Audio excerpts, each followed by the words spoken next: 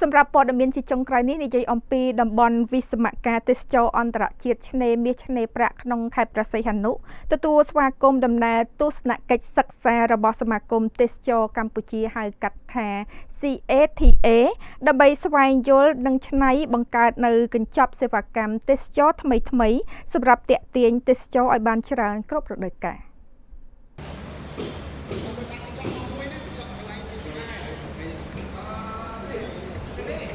ឆ្នេរមាសឆ្នេរប្រាក់គឺជាតំបន់ទេសចរយុទ្ធសាស្ត្រគួរឲ្យចាប់អារម្មណ៍មួយដែលស្ថិតនៅតាមបណ្ដោយឆ្នេរខ្សាច់សក្បុសគឺនៅមិនឆ្ងាយប៉ុន្មានពីក្រុងព្រះសីហនុឡើយដែលបានក្លាយជាគោលដៅវិស្មករទេសចរអន្តរជាតិដ៏សំខាន់បំផុតមួយរបស់ព្រះរាជាណាចក្រកម្ពុជាតំបន់វិស្មករទេសចរអន្តរជាតិឆ្នេរមាសឆ្នេរប្រាក់ត្រូវបានវិនិយោគដោយក្រុមហ៊ុន Yichia Tourism Development Company របស់ចិនក្នុងទុនប្រមាណជាង$3,000 លានដើម្បីអភិវឌ្ឍតំបន់នេះទៅជាមជ្ឈមណ្ឌលវិស្មករលំហែកាយទេសចរអន្តរជាតិដែលមានគ្រប់សេវាកម្មទេសចរយ៉ាងសម្បូរបែបសម្រាប់ការស្នាក់នៅប្រកបដោយផាសុកភាពគុណភាពនិងសុវត្ថិភាពថ្មីនេះតំបន់វិស្មករទេសចរអន្តរជាតិឆ្នេរមាសឆ្នេរប្រាក់បានទទួលស្វាគមន៍ដំណើរទស្សនកិច្ចសិក្សារបស់សមាគមទេសចរកម្ពុជាហៅកាត់ថាកាតាដែលដឹកនាំដោយលោកជំទាវអុកញ៉ាឆាយស៊ីវលីនជាប្រធានសមាគមដើម្បីស្វែងយល់ពីសក្តានុពលផលិតផលទេសចរនិងសេវាកម្មថ្មីដែលមានស្រាប់និងទើបបង្កើតថ្មីសម្រាប់ច្នៃប្រឌិតបង្កើតជាកញ្ចប់សេវាកម្មទេសចរថ្មីប្លែកយ៉ាងសម្បូរបែបក្នុងគោលដៅទាក់ទាញភ្ញៀវទេសចរជាតិអន្តរជាតិឲ្យមកលេងកម្សាន្តនៅតំបន់នេះបានកាន់តែច្រើនថែមទៀតនៅគ្រប់រដូវកាលតាមលោកហ្វូសៀនទីងអគ្គនាយកក្រុមហ៊ុន Unite International Cambodia Foreign Investment Group Company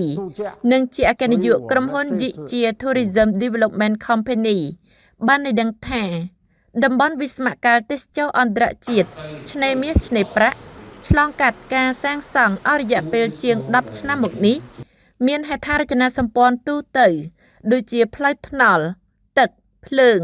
ខ្សែកាបអុបទិកក្រោមបាតសមុទ្រនិងបណ្ដាញទំនាក់ទំនងទាំងអស់និងមានលក្ខណៈសម្បត្តិគ្រប់គ្រាន់សម្រាប់ការអភិវឌ្ឍទ្រង់ទ្រាយធំនៅទីនេះមានតំបន់ទេសចរជាច្រើនដូចជាតំបន់ទេសចរកោះសំពោចឬកោះរាជបុត្រសមុទ្រផ្កាសួនដើមឈើដុះលើផ្ទាំងថ្មការជិះទូកទេសចរនៅព្រែកកោះសំពោចមានកន្លែងបាញ់ធ្នូកន្លែងលក់ភេសជ្ជៈនិងអាហារសម្រន់មានដើមឈើយក្សមានផ្សារទំនើបហាងកាហ្វេមានផ្លូវក្រាលឈើដ៏ស្រស់ស្អាតនិងជណ្ដើរយន្តឡើងទៅកាន់កំពូលភ្នំព្រែកត្របែកទស្សនាទេសភាពដ៏ស្រស់ត្រកាលដែលទេសភាពបែបនេះពិតជាពិបាករកបានណាស់នៅលើពិភពលោកជាមួយនេះក៏នៅមានកន្លែងកម្សាន្តជាច្រើនទៀតដែលបានសាងសង់រួចរាល់ហើយនឹងគ្រោងសាងសង់គម្រោងទេសចរប្លែកៗថ្មីជាបន្តបន្ទាប់ទៀតផងដែរ这个旅游度假区那么现在的建设只是初步的តំបន់វិស្មករទេសចរអន្តរជាតិឆ្នេរមាសឆ្នេរប្រាក់ឆ្លងកាត់ការកសាងអស់រយៈពេលជាង10ឆ្នាំមកនេះហេដ្ឋារចនាសម្ព័ន្ធទូទៅមានផ្លូវថ្នល់ទឹកភ្លើងខ្សែកាបអុបទិកក្រោមបាតសមុទ្រនិងបណ្ដាញទំនាក់ទំនងទាំងអស់ត្រូវបានសាងសង់រួចរាល់និងមានលក្ខណៈសម្បត្តិគ្រប់គ្រាន់សម្រាប់ការអភិវឌ្ឍទ្រង់ទ្រាយធំខណៈពេលដែលយើងកំពុងសាងសង់មូលដ្ឋានគ្រឹះយើងក៏បានអភិវឌ្ឍផ្លូវខ្សែទេសចរពេញលេញមួយផងដែរតំបន់ទេសចរកោះសំពោចឬកោះរាជបុត្ររបស់យើងត្រូវបានគេស្គាល់គ្រប់គ្នាក្នុងប្រទេសកម្ពុជានិងល្បីល្បាញពេញសកលលោកដោយសារតែដំណើរទស្សនកិច្ចមកកាន់កោះសំពោចរបស់សម្ដេចគតិប្រិទ្ធបណ្ឌិតប៊ុនរនីហ៊ុនសែនដូច្នេះហើយមិនមែនមានតែប្រជាពលរដ្ឋខ្មែរទេដែលមកលេងនៅទីនេះក៏មានភ្ញៀវអឺរ៉ុបនិងភ្ញៀវអាស៊ីជាច្រើនជាពិសេសភ្ញៀវចិនមកលេងនិងសម្រាកលំហែកាយនៅកម្ពុជាដែរតាមរយៈដំណើរទស្សនកិច្ចមកកាន់ខេត្តព្រះសីហនុក៏ដូចជាមកកាន់តំបន់វិស្មករទេសចរអន្តរជាតិឆ្នេរមាសឆ្នេរប្រាក់នេះលោកជំទាវអុកញ៉ាឆាយស៊ីវលីន ប្រធានសមាគមទេសចរកម្ពុជាហៅកាត់ថាកាតាបានបញ្ជាក់ថាការដែលសមាគមបានដឹកនាំសមាជិក42នាក់មកធ្វើទស្សនកិច្ចសិក្សានៅខេត្តព្រះសីហនុនាពេលនេះក្នុងគោលបំណងដើម្បីធ្វើបច្ចុប្បន្នភាពទៅលើសេវាកម្មនិងផលិតផលទេសចរនៅក្នុងខេត្តព្រះសីហនុដោយក្នុងដំណើរទស្សនកិច្ចនេះយើងបានទៅទស្សនាកោះរ៉ុងនិងបានមកកាន់តំបន់វិស្មកាលទេសចរអន្តរជាតិឆ្នេរមាសឆ្នេរប្រាក់ហើយបានសង្កេតឃើញថាតំបន់នេះគឺពិតជាមានសក្តានុពលខ្លាំងដោយសារមានទីតាំងធំទូលាយនិងមានឆ្នេរជាច្រើនកន្លែងព្រមទាំងមានការអភិវឌ្ឍទៅលើសេវាកម្មស្នាក់នៅបានច្រើនសម្បូរបែបដែលធ្វើឲ្យយើងអាចលក់សេវាកម្មទេសចរនេះបានគ្រប់ទីផ្សារទាំងទីផ្សារក្នុងនិងក្រៅប្រទេសនៅក្នុងដំណើរទស្សនកិច្ចសិក្សានេះក្រុមហ៊ុនទេសចរនិងទីភ្នាក់ងារទេសចរទាំងអស់បានមើលឃើញអំពីផលិតផលទេសចរនិងទីកន្លែងជាច្រើនក៏ដូចជាសេវាកម្មទេសចរដែលទើបនឹងបង្កើតថ្មីដែលធ្វើឲ្យយើងអាចមានគំនិតច្នៃប្រឌិតបង្កើតនៅកញ្ចប់ទស្សនកិច្ចថ្មីប្លែកៗគ្រប់រដូវកាលសម្រាប់ភ្ញៀវទេសចរទាំងជាតិនិងអន្តរជាតិដូច្នេះតាមរយៈដំណើរទស្សនកិច្ចលើកនេះយើងទទួលបានផលប្រយោជន៍ច្រើននិងមានការចាប់អារម្មណ៍អំពីសមាជិកដែលជាអ្នកច្នៃកញ្ចប់ទស្សនកិច្ចដោយផ្តិតយករូបភាពនិងសេវាកម្មអស់ទាំងនេះដែលទើបនឹងបង្កើតថ្មីក៏ដូចជាសេវាកម្មដែលមានស្រាប់យកមកដាក់រួមបញ្ចូលគ្នាដើម្បីធ្វើការផ្សព្វផ្សាយដល់ភ្ញៀវទេសចរជាតិអន្តរជាតិចានេះជាដំណើរទស្សនកិច្ចសិក្សារបស់សមាគមទេសចរកម្ពុជាកាតា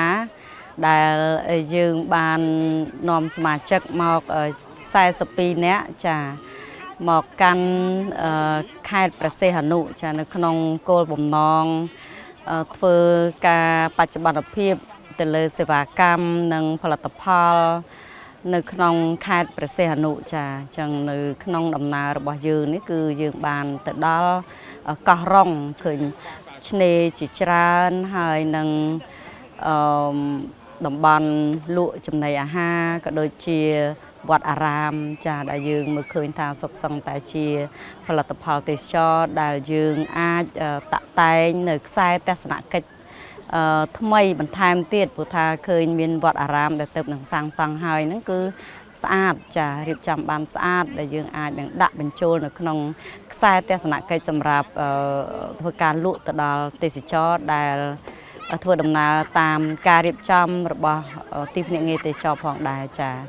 គួរកត់សម្គាល់ថាការធ្វើទស្សនកិច្ចសិក្សារបស់សមាគមទេសចរកម្ពុជា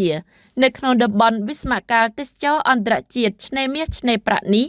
ក៏ជាការបង្ហាញឲ្យឃើញថាប្រទេសកម្ពុជាគឺជាប្រទេសដែលមានសក្តានុពលច្រើនលើតំបន់អេកូទេសចរធនធានធម្មជាតិនិងតំបន់ឆ្នេរដែលយើងបានជាប់ចំណាត់ថ្នាក់លេខ1ក្នុងចំណោមក្លឹបឆ្នេរស្អាតលំដាប់ពិភពលោកហើយក៏អាចបង្ហាញថា